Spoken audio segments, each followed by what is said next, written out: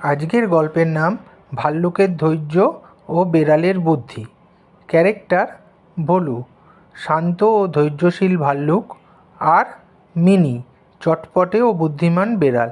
এখন শোনো দুই বন্ধুর কথোপকথন। ভোলু ভাই, তুমি এত ধীরে ধীরে হাঁটো কেন? ধীরে হাঁটলে সবকিছু ভালো করে দেখা যায় আর ভুলও কম হয়।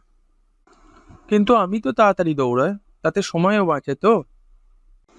হ্যাঁ, কিন্তু তাড়াহুড়ো করলে অনেক সময় ভুল হয়ে যায়, তারপর সেই ভুল ঠিক করতে অনেকক্ষণ সময় লাগে। তারা দুজন নদীর ধারে পৌঁছে যায়। চলো আমরা নদীটা দ্রুত পার হয়ে যাই। না মিনি, আগে দেখি জল গভীর কিনা, না হলে পরে বিপদ হতে পারে।